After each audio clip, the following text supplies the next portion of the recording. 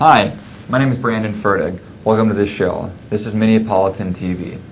Today my guest is Kim Vlascelovich. She's running for a city council seat here in Minneapolis. And here she is. Kim, welcome to the show. Thanks for having me, Brandon. Hi folks, my name is Kim Vlascelovich. I'm running for city council in Ward 10. Thanks for tuning in. Okay, so you obviously are a resident there in Ward 10. How long have you lived in the ward? How long have you lived in the city?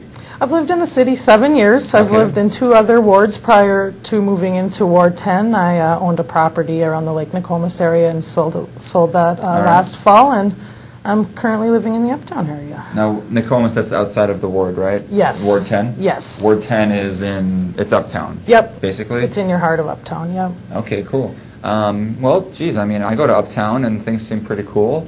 Tell me about why you decided when you were home one day or out doing whatever, you decided, you know what, I think I could do what needs to be done in this city. You know, what really prompted you? I mean, if an individual wants to run for office, perhaps I would assume they see that there needs to be some certain level of change that they can bring to the table to the benefit of the city. What was that spurred you on? Absolutely. That's a great question. Aside from Uptown being a great area and my most favorite area of the city of Minneapolis, a big piece of why I'm wanting to run is I feel real passionately about prudent fiscal management. All right. I do it for a living, and I feel with the current state of our economy, we're seeing it at the national level, state, city level, everybody's struggling with budgets. It's something that I feel I have knowledge, skill set, and would be happy to bring my skill set to use to the table. I like that. Do you think that, so do you come forward as saying, hey, this is something I could do okay, I could do pretty well at, guys,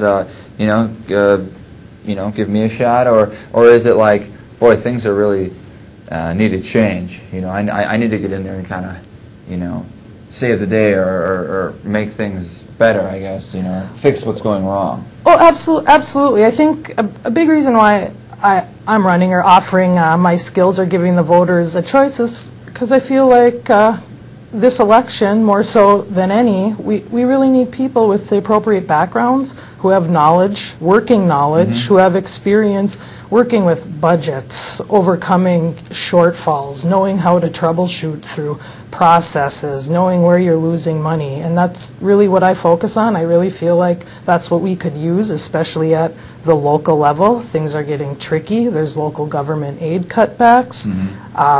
We're experiencing, increased property taxes. That's supposed to be to cover the shortfalls of pensions, even though we're not budgeting pensions. So when you look at it from a finance standpoint, I think some financial expertise on the city council would be of huge value along with the other talents and skill sets of candidates. I assume then that, that you come prepared with a skill set in the financial management area. Tell us a little bit about that. Sure. What I've been doing, I've been consulting in the field of finance accounting for the past 4 years. I've worked with Fortune 500 companies, and I assist them a lot with, troubleshooting areas they're having problems with. So it's really knowing how to, go in, assess a problem, offer reasonable solutions, and it could be a variety of them. We want to give people choice. When we look at things, we want options, what's going to be the best option, and really driving results. A big piece of why I get paid is delivering results. An unsatisfied client doesn't get you too far. So I understand the challenges, I understand the struggles, and it's really tough. So I'm hoping I can use my skill set that I've worked with in the private sector and move into the public sector. So you see the city as just sort of another opportunity to do what you do for a living? Absolutely. It's just applying it in a different fashion. The city is never going to operate like a corporation. The intentions are two different. Cities, not for-profit, where corporations are, but that's no reason why we can't improve our processes to help cut down expenses so we can provide basic services.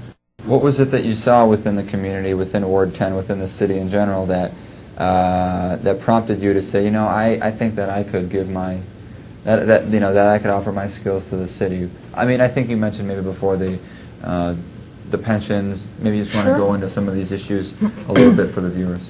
Sure. A real unique piece, I think, of Uptown, for one, and why I think it's real interesting from my standpoint, is you've got a real diverse group of businesses, and it's a real fine balance between larger property developers coming in, building retail space, condos, and really keeping the integrity of your small business owner, your unique specialty shops. So when those big developers come in, we're not crowding out small businesses, making it difficult for them to survive, and increase property tax for citizens, because a lot of times what happens is there'll be tax increment financing that's done on these deals for developers, and the idea would be to make revenue, but what's happening a lot of times is we're seeing the property tax increases pushed off onto our small businesses in our community.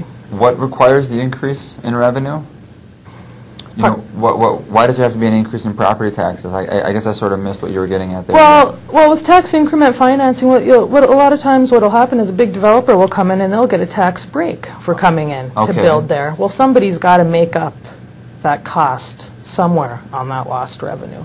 So a lot of times what's happening is it's getting pushed on to small businesses, to our residential homes, and we're seeing that growth happen continually. These tax breaks aren't offered to small businesses? I would argue that they may be, but I would argue that they're not on an even ground in some instances. So, and in addition, smaller businesses are sometimes required to have, far more exhaustive inspection process, permit process that may not be required for developers. So it's really, pulling back some of that regulation to allow your business environment to really flourish. And it's a real fine balance, I feel, in the uptown area to keep that integrity and keep the uniqueness and the diverse group there, so we just don't overdevelop and have too much of the condo retail space and nobody then can afford to live in it. Do you think that's what will happen if you just sort of let things go as they are? Do you think there's sort of a natural phenomenon that's happening that's detrimental to uptown, or do you think it's the work of an entity or of a government that's sort of causing this to occur? Well, I feel regulation can cause some unnecessary hardships that may not really warrant the cost benefit of having them there. It's really, hey, what makes sense for our businesses? A lot of times what you'll find is maybe there's more inspections because the city's trying to make revenue for the firefighters, for example. There might be more fire code inspections that the city's imposing on small businesses because they need to recoup revenue from the firefighters. Well, that's not necessarily the best way to increase revenue, because now you're smothering your small business development and causing, businesses really not to want to open in your area because of all of the hardships and the red tape that's involved. We want to create a conducive area for small businesses to open up and stay there. Are you able to speak on specifics of the development point, or is it kind of a case-by-case basis? Because I guess what I'm interested in knowing, Kim, is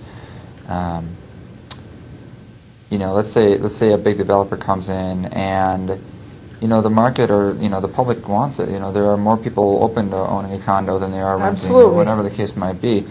Maybe not. It depends on the market conditions. Absolutely. Interest rates are no low now, so maybe there would be a place for it. I don't know. Let's just assume that there is. Do you have a policy or a gripe or a stance that sort of either dissuades or persuades a development from happening, or are you kind of just a laissez-faire kind of approach? I'm not going to take any firm approach and stance. Basically, I'm going to do whatever the community wants to see in their area. I'm really, my goal, my primary goal for City Council is really to push through the initiatives that the community wants to see.